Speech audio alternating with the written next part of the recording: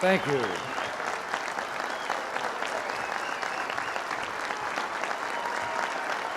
Thank you very much.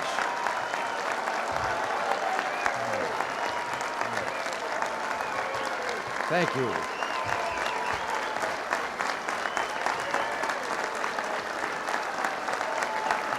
Thank you very much.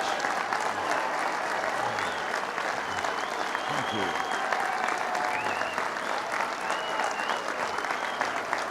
Thank you.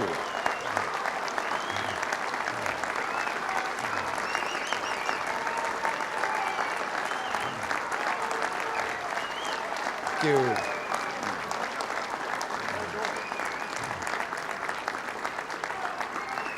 Commander and Commander, Governor Thompson, Senator Percy, our representatives Hyde and Martin, and you ladies and gentlemen, I thank you very much for your warm welcome. I'm delighted to have another chance to speak to the veterans of foreign wars. Last year, I told you that I would fly halfway around the world for the honor of meeting with the VFW. Well, it's not quite that far from Dallas to Chicago, but it sure is a great way to wind up a terrific week.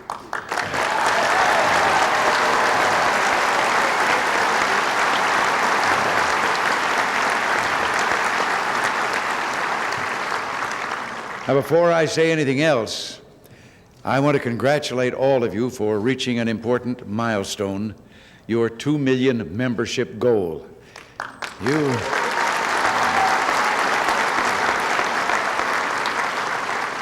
You can be proud. For 85 years, the VFW has stood united in support of the values which have made our republic great, and today you're doing it better than ever.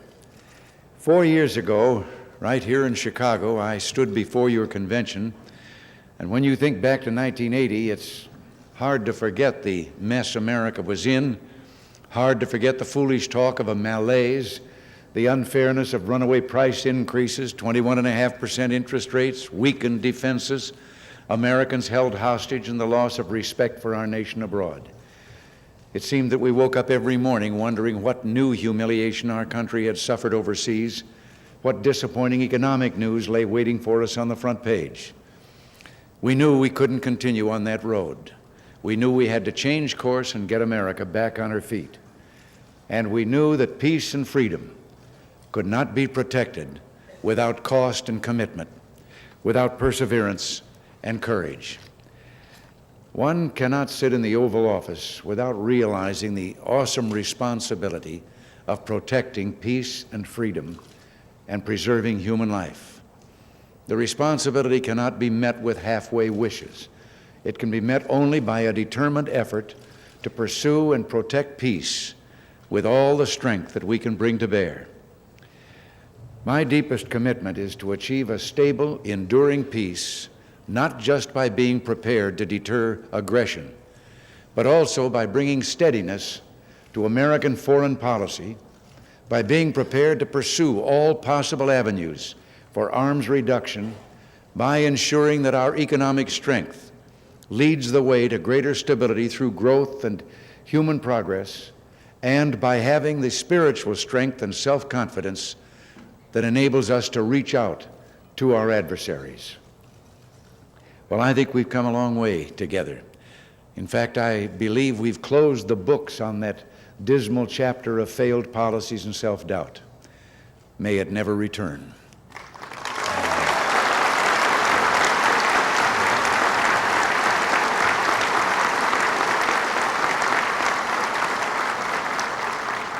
And our progress wouldn't have been possible without you of the VFW and millions of other concerned Americans. Gone are the days when we abandoned principle and common sense. Gone are the days when we meekly tolerated obvious threats to our peace and security. Gone are the days when we either sought to achieve overnight grandiose arms control agreements that were bound to fail, or when we set our sights so low that the agreements permitted the numbers and categories of weapons to soar. We have made a new beginning, a dramatic, far-reaching step toward a much better, safer, and more secure future. To all of you who have served your country with such courage and distinction, and to all the young men and women who look to their future, I can tell you today from my heart, the United States of America is prepared for peace.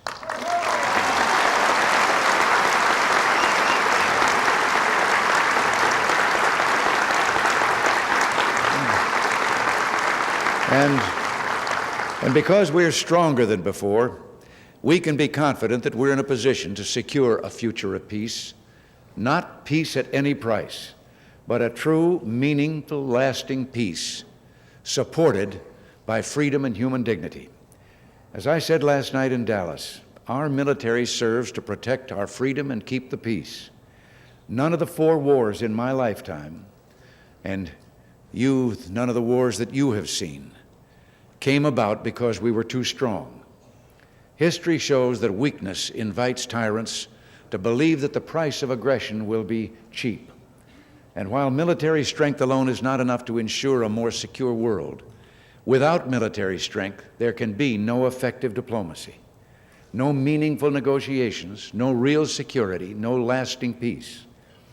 Our military forces are back on their feet, substantially stronger and better able to protect the peace today than they were 4 years ago. We're still not where we need to be, but we're getting there. And the payoff is in performance. In Grenada, with less than 72 hours' notice, our forces successfully rescued 600 American students, disarmed Cuban and People's Revolutionary Armed Forces, and restored the chance for democracy to that troubled island.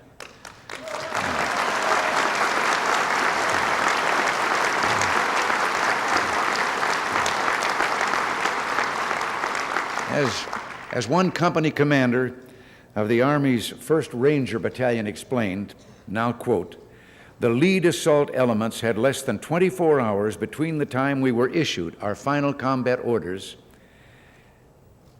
and our departure for Grenada. We fought with the equipment on which we were trained.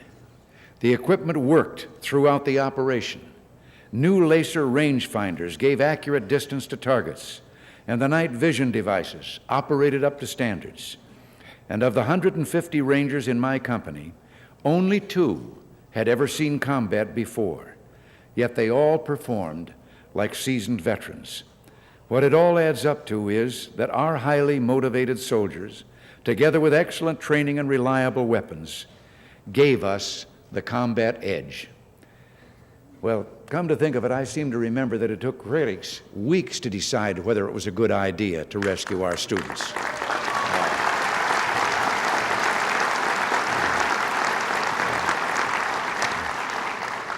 They should have asked the students, for those students were already home. Incidentally, Nancy and I were pleased to have about 400 of them on the south lawn of the White House, and about 40 of the men who had returned from Grenada, representing all 4 branches of the service that had been there. And it was wonderful to hear these young people, and they were all the same age, the students and the military, but it was wonderful to hear these young students tell us that, yes, they had been prone to kind of look down on the uniform and all, but not anymore. And we heard stories about how when they were escorted to the helicopters after they'd lain for overnight and for hours under their beds in the dormitories because of the bullets coming through the buildings.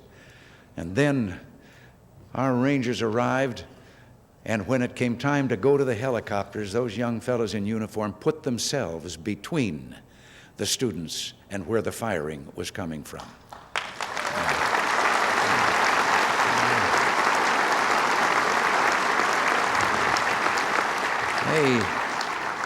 They couldn't keep their hands off of them. They'd throw their arms around, and then they'd come back to us and tell us how wonderful they were. It was a great sight.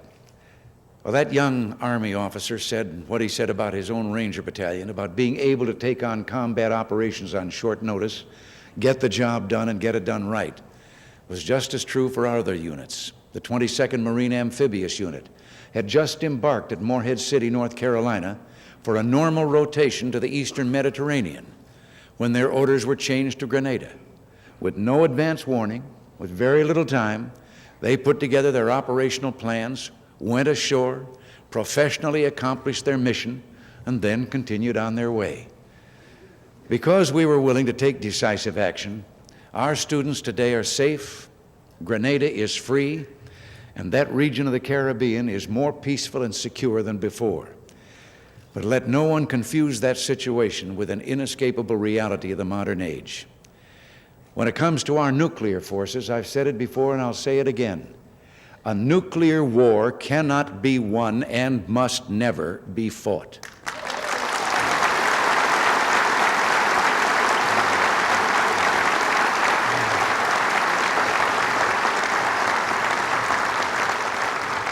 And that's why we've put forward and will continue to pursue one of the most extensive arms control programs in history. During the months that the START and INF talks were underway, we proposed 7 different initiatives, and none of these were offered to the Soviets on a take-it-or-leave-it basis. Indeed, we made a number of adjustments to respond to the stated concerns of the Soviet side.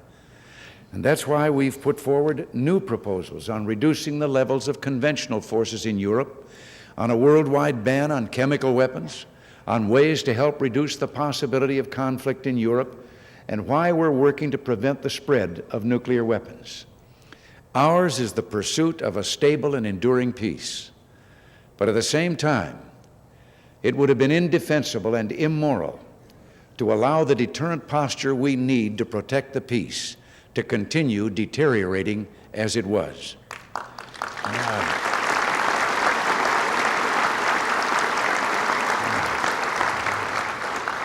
Now, some may insist they're just as committed to a strong deterrent, even as they would cancel the B-1 bomber and the Peacekeeper missile. They may deny that a nuclear freeze would preserve today's high, unequal, and unstable levels of nuclear weapons, and they may deny a freeze would reduce any incentive for the Soviets to return to the negotiating table and resume the search for equitable and fair reductions.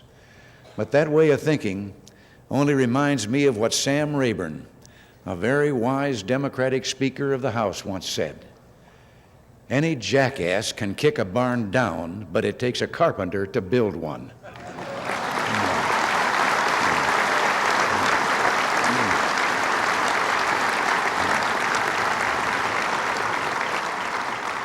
When I took office, our newest long-range strategic bomber was 19 years old. Early next month, the first B-1 bomber will roll off the production line. In 1981, our newest strategic submarine was 14 years old. Today, 3 new Trident submarines are at sea. A 4th was delivered in January, 6 weeks ahead of schedule, and 7 more are under construction, on schedule, and within budget. When I took office, the debate on modernizing our aging land-based missiles had gone on for more than a decade. Today, we've completed 5 successful tests of the Peacekeeper, and deployment plans are on schedule. And let me take this opportunity to thank all of you for your much-needed support in our battle for the Peacekeeper. We must make sure that no adversary ever has reason to misjudge our deterrent posture or question our resolve to protect the peace. And we couldn't have gotten this far without your help.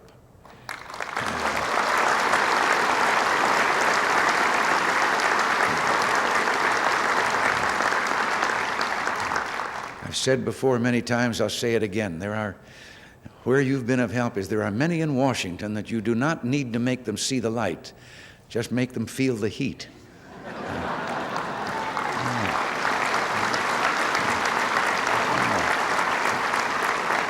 Now, let me say a word about one of our most important safeguards of peace and freedom.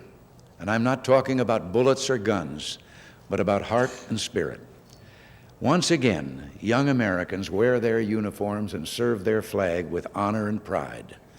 From the NATO lines to the demilitarized zone of Korea, and at bases and ports all across America and all over the world, young Americans are carrying on in your footsteps, in the courageous footsteps of those who stood in harm's way so that others might have a chance to find freedom, peace, and happiness. In fact, no improvement in our military readiness has been more dramatic or more important than the improvement in the quality and retention of our servicemen and women. You know, the critics kept telling us that the all-volunteer military would never work. And as soon as the economy turned around, we'd be faced with severe enlistment and retention problems. Well, forgive me, but those are the same people who were wrong on inflation, they were wrong on unemployment, they were wrong on interest rates, they were wrong on the recovery, and there they go again.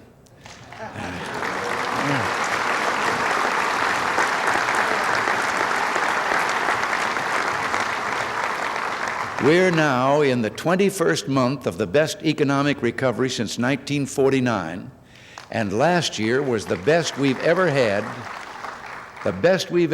for re-enlistment in both the Navy and Air Force, and one of the Army's best years for recruiting, and those trends are continuing.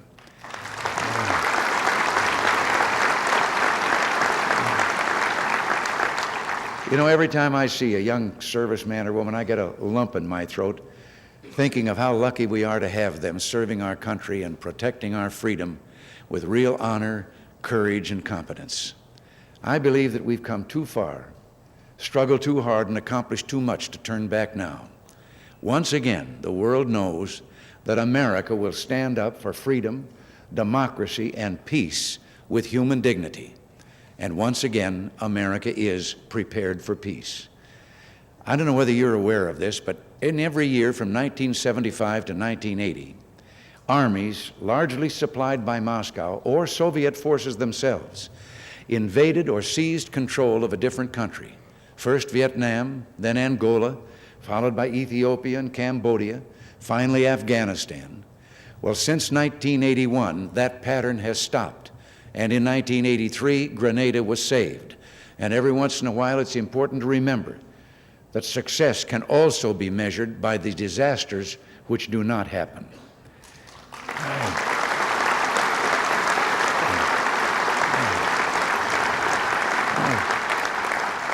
Talking about those people in uniform, as I said last night at the convention, I quoted what General Marshall had said in World War II when he was asked, what was our secret weapon? And he said, the best damn kids in the world.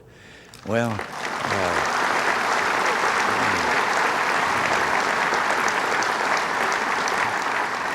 you aren't kids anymore, but there's another generation who are, and they're also.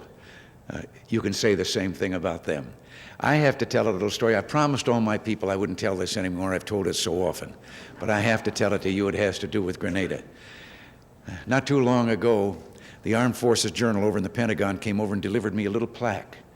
And they had engraved on that plaque some paragraphs from a letter received from a Marine lieutenant, flyer of a Cobra, who had been at Grenada and then had gone on to Lebanon. And he wrote back to the Armed Forces Journal, and he said, when he was at Grenada, he noticed that every news story contained someplace the line, Grenada produces more nutmeg than any other spot on earth. And he decided that appeared so often that it was a code, and he had broken the code. He said, number one, Grenada produces more nutmeg than any other spot on earth. Number two, the Soviets and the Cubans are trying to take Grenada. Number three, you can't have eggnog without nutmeg. And number four, you can't have Christmas without eggnog. And he said, number five, the Soviets and the Cubans are trying to steal Christmas. And he said, number six, we stopped them.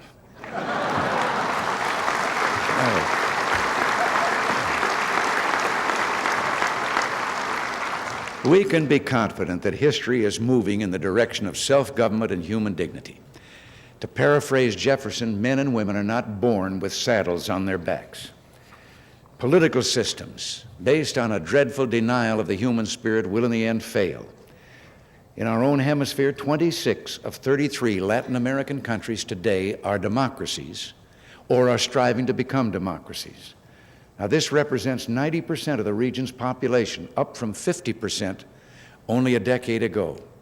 We see this yearning for freedom and democracy among the brave people of Eastern Europe, in Afghanistan, in Africa, and elsewhere. The spirit of men and women to breathe free is a mighty force that cannot and will not be denied. Our country is the leader of the free world, and today we're providing that leadership. In my meetings with foreign leaders, they've often told me how good it is to know what the United States stands for once again.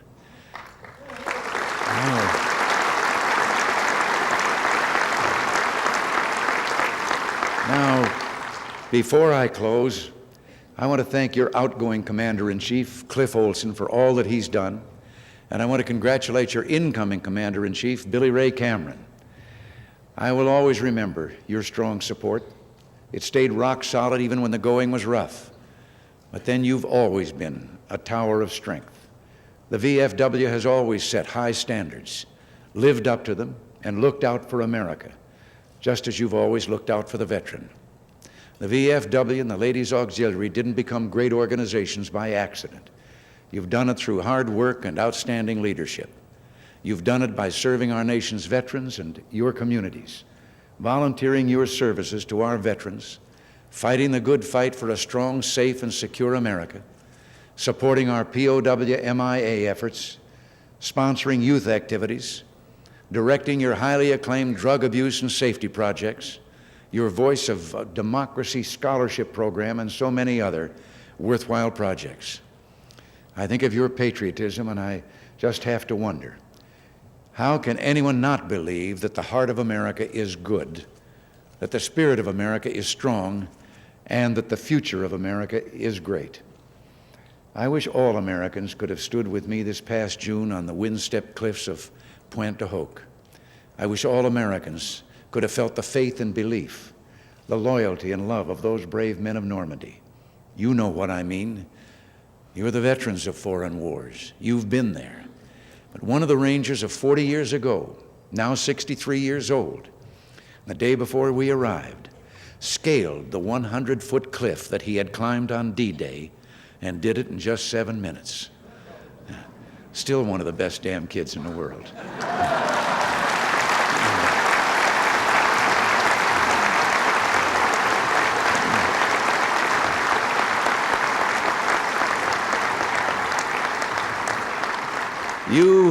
You understand that we are what we are because of Normandy and 1,000 other lonely battlefields. Words could never express what the patriotism of generation after generation of American heroes means for the very soul of our nation.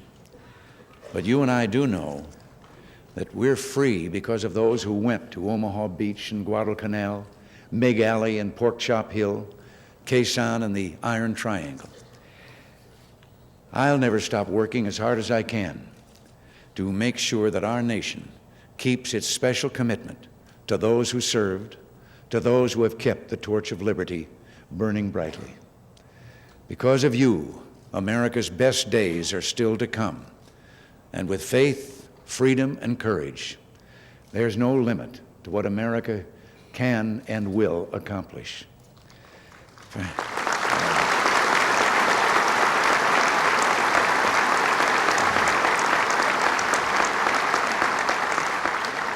Forgive me, but before I leave, I must share something with you because you've evoked memories too moving, too important to ignore. When we visited the Normandy beaches this past spring, we were told that the French citizens came up to those veterans of ours who had returned, took them by the hand and said with tears in their eyes, "We were only young at the time, but we will always remember what you did and what it has meant to us." When I look at you, when I think of all you've lived and known and learned from your lifetime of service, a lifetime of honor, I can't help wondering, who more than you could better understand how precious are the gifts of life and freedom and faith? Who more than you has the courage and the wisdom to help us protect these gifts for our children and for our children's children? You are wise men of history whose burdens have become our blessings. Your struggles preserve democracy, and today all of us are lifting America into a new springtime of hope. Yes, in my heart, I know it is true. America's future must be a future of peace, and together we'll see to it that it's done. I know that your convention ended and that you remained here to receive me, and I'm most grateful to you for that.